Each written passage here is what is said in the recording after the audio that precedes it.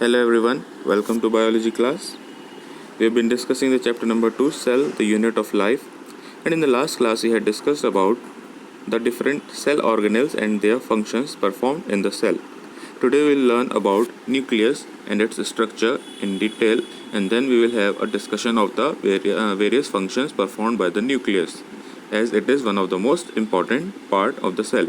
Furthermore, we will also learn the differences and the similarities between the animal and the plant cell. We will have a comparison between the two types of cells, and also we will learn about the categories of cell that can be eukaryotic and the prokaryotic cell. Let us begin with the nucleus first. As I just said, the nucleus is one of the most important part of the cell, and it is present in the exactly or almost in the center of the cell. It is having a spherical structure. It is a membrane bound structure, means it is having a outer membrane. Like the cell is having cell membrane, nucleus is also having an outer membrane, and it is called as nuclear membrane. And this nucleus is present almost in the center of the cell. The shape is what? The shape is spherical. It is having a spherical shape, and it is present in the center of cytoplasm. Then different functions or important functions are performed by the nucleus that we will see after the structure. First, let us have a view here on the structure that is of the nucleus. Outermost layer of the nucleus is called as the nuclear envelope, or we can say it is the nuclear membrane.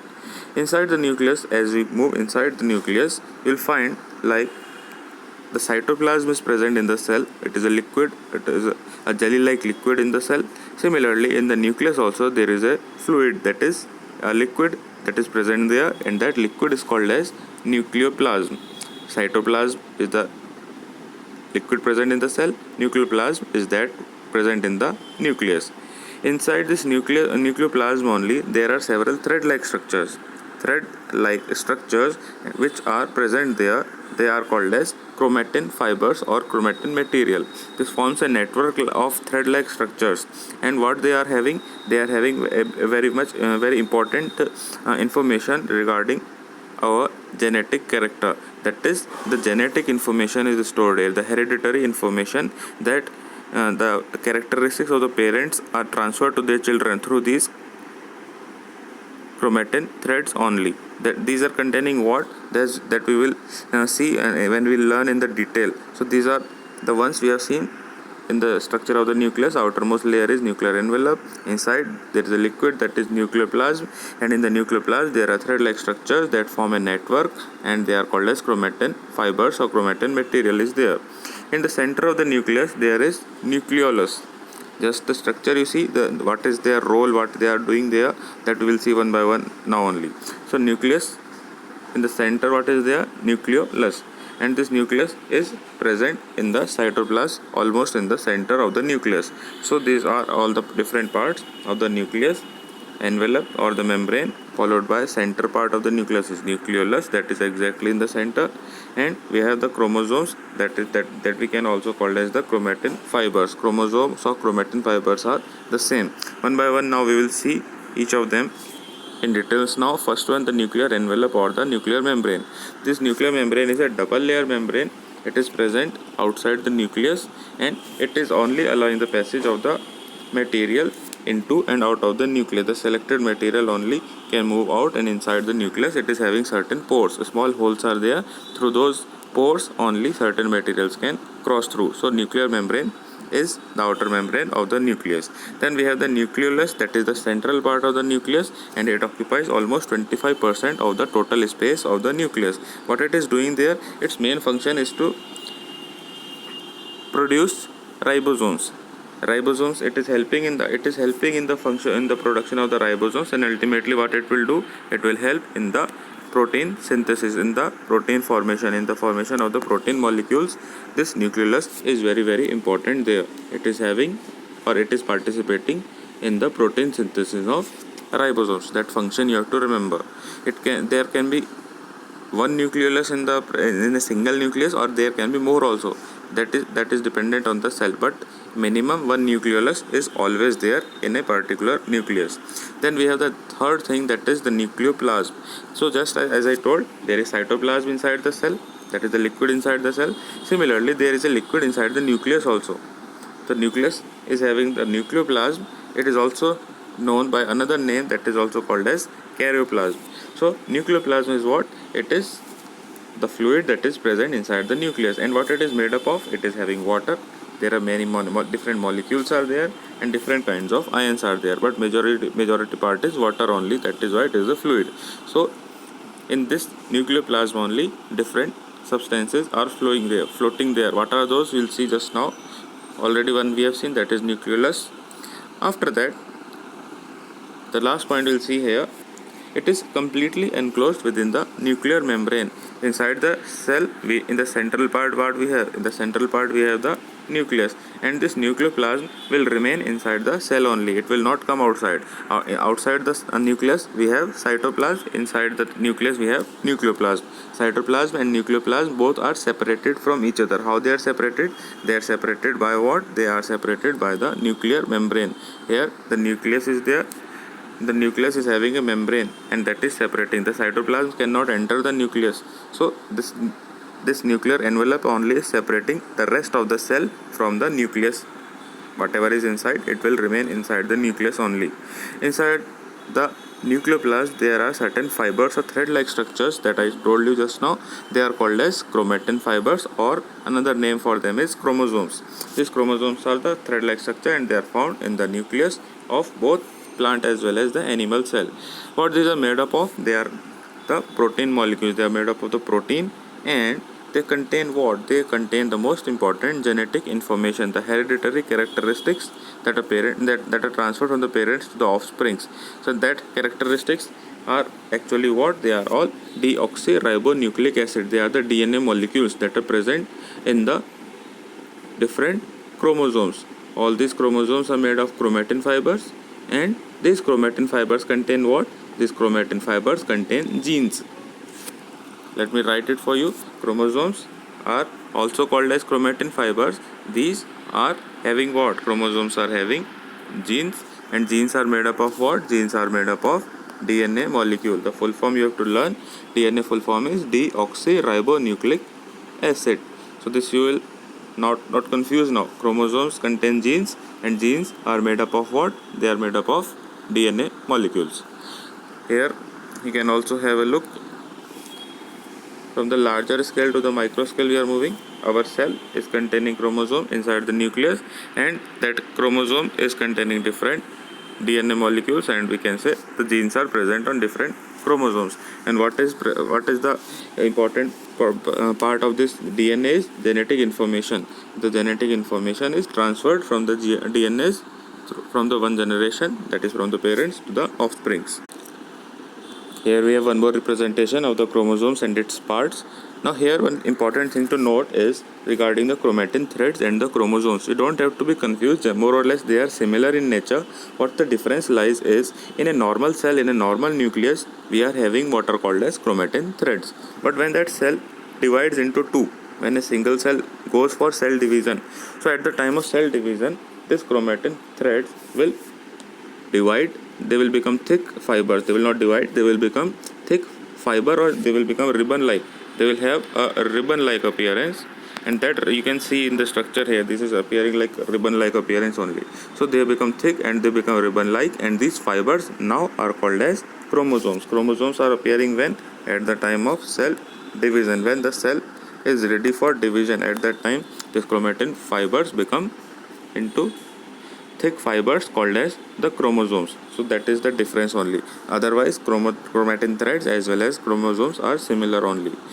Then we have a fixed number of chromosomes in different species. Like in the human beings, the chromosomes are fixed in number, that is 46 chromosomes are there, and these chromosomes are present in pairs. So 46, if we divide into pair, that will come as 23 pairs are there. 23 pairs of chromosomes are present. Where it is present? In the case of the human beings.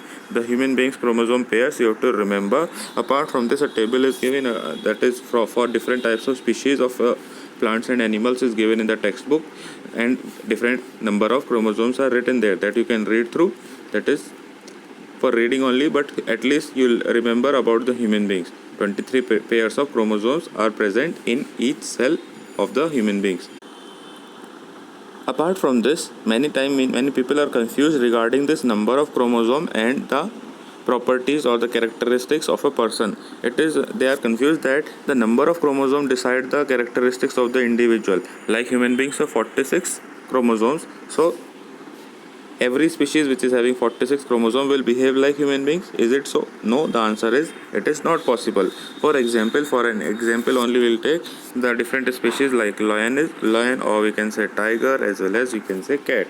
All these are different animals, all are having same number of chromosomes, all have 38 chromosomes in them, but still cat, lion and tiger all are behaving differently, all are having different characteristics. So we cannot say that the number of chromosome will decide the characteristics. What is deciding the characteristics then? It is dependent upon the genes of the individual that are present inside the chromosome. The different genes are there in different types of chromosomes, and that will determine the different characteristics of different species of animals or the plants. So that is, the genes are very very important for deciding the characteristics of the individual that are having the genetic information. What is that genetic information? Where it is stored? It is stored in the DNA molecules. Next we have, apart from this, we'll move further now. Now that next topic that begins is the protoplasm. What is the protoplasm now? Earlier also I told you briefly in the class. That is actually what? And when we combine the cytoplasm as well as the nucleus, then what we get is called as the protoplasm. It can also be called as the living substance in the cell. Whatever is the living matter inside the cell, that can be called as the protoplasm. If we see the chemical composition of the protoplasm, then it is very very complex. In different type of cells, the protoplasm chemical composition can vary, but major elements like carbon, hydrogen, oxygen, nitrogen, sulfur, all these major elements are always there. Different major elements are always there.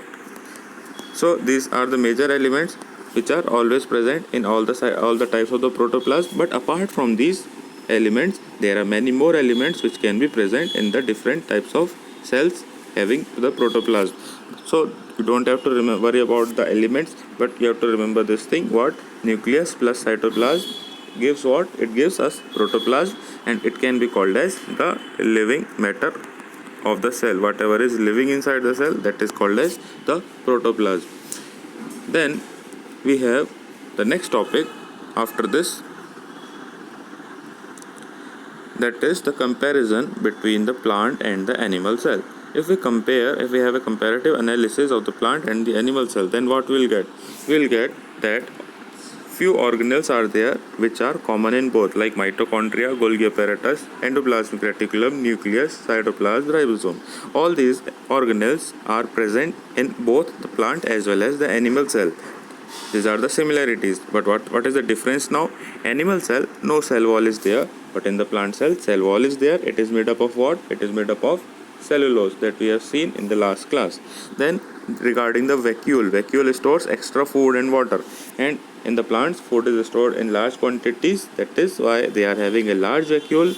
Animal cells, it may be having a small vacuole, or it is also possible that there is no vacuole at all. And the third thing, that is chloroplast, because photosynthesis is the process going on in the plants.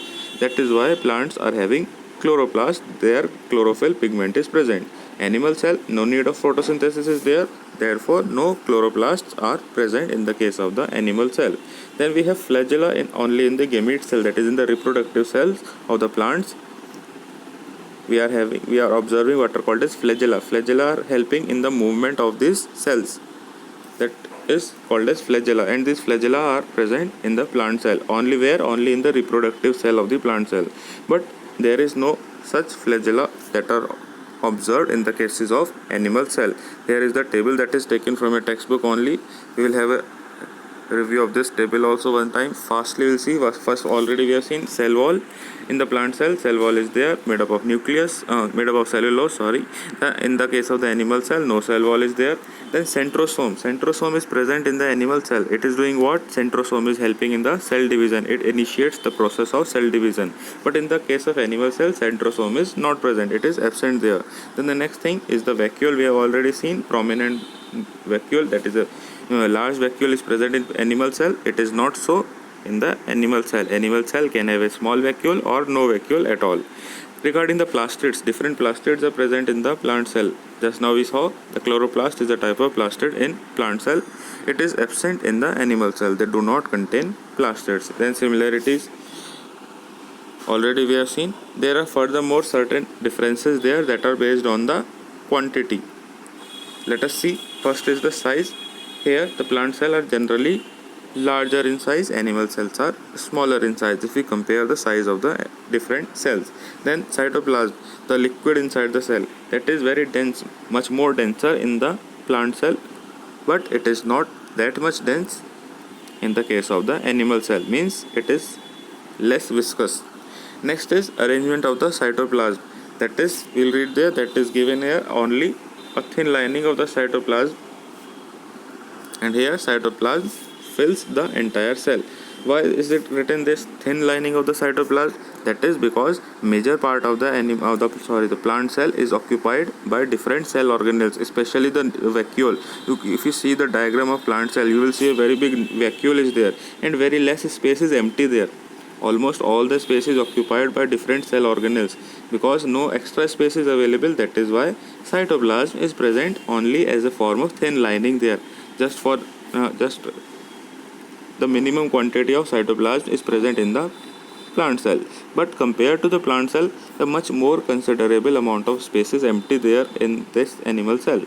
That is why more space is there, so we can say cytoplasm can be easily flowing there. So that is why more amount of cytoplasm is visible there. The last topic of the chapter is regarding the different types of cells that are observed in the living organisms. They are called as prokaryotic cell and the eukaryotic cell. If we break the term prokaryotic and eukaryotic into two parts, then prokaryotic is made up of two words, pro and karyon. Karyon means what? Karyon. Karyon means what? It means nucleus. And the first term, that is pro, means before. So before nucleus, prokaryotic means before nucleus, or we can say primitive nucleus. It is having a primitive form of nucleus that we are experiencing in bacteria. The example of prokaryotic species, if it is asked, you can say the bacteria are prokaryotes. They are prokaryotic organisms or the prokaryotic cells. Other than the bacteria, different organisms including the human beings or the plants or different animals, they all are eukaryotes. What is the meaning of this term now, eukaryotes? This also can be broken into two parts. That is, first part is eu, that is eu, that means what? That means true. And karyon means what? That already we have seen, that is nucleus. So they are having a true nucleus. Why we are seeing there is a true nucleus? This is because of the prominent visible nucleus. Here you can see nucleus structure is given there, that this is normal eukaryotic cell and nucleus is separate here from the rest of the cell by a nuclear membrane. But in the case of the prokaryote, here in this diagram, this is a bacteria cell. Here separate nuclear membrane is not there. Cell membrane is there of the cell wall is there, but outer layer of the nucleus is not there. Nuclear membrane is not visible here, not present here, and we can say nucleus is not separate from the rest of the cell. Apart from this, we are observing there a different structure that is called as the nucleoid. Nucleoid is present here in the case of the prokaryotic cell. That nucleoid means what? We are saying nucleus is not well defined. Also we are observing here a single length of only DNA is there. In the case of the eukaryotic cell, just now we have seen the structure of nucleus. Different chromatin fibers are there, and in that chromatin fibers or the chromosome, DNA molecules are there. DNA is present in the genes. So that is the difference. Many chromosomes are there in eukaryotic cell, but in the case of prokaryote, only single length of DNA is there. We will see more details here now in the table. So no well-defined nucleus, prokaryotes, well-defined nucleus or separate nucleus, that is eukaryotes. This already we have seen. A single length of DNA is there, that is in prokaryote. Here in the case of eukaryote, we are having multiple lengths. We are experiencing what is called as the chromatin network. A network of this chromatin fiber is observed there. So chromatin fibers are many there. The third one is small ribosomes, and eukaryotics are having larger ribosomes. That is the difference between these two. Ribosomes are what? They are helping in the protein synthesis only. So they are small in the prokaryotic cell, in the bacterial cell. Others are having larger ribosomes. Then the last major difference between these two are in the case of the eukaryotic cell, the animal cell and the plant cell, what we have studied in this chapter only, that all are having different cell organelles are there. Mitochondria, endoplasmic reticulum, and chloroplast is there. Different types of centrioles or cell wall or different things are there. But in the case of the prokaryotic cell, there are no major cell organelles. It is a simple type of cell only. No major cell organelles are there. Examples now we can say, first is bacteria and blue-green algae.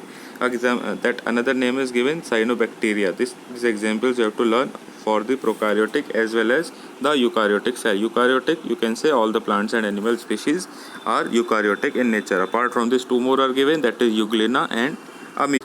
So here all the explanation part of the chapter number 2 completes. All the topics have been discussed.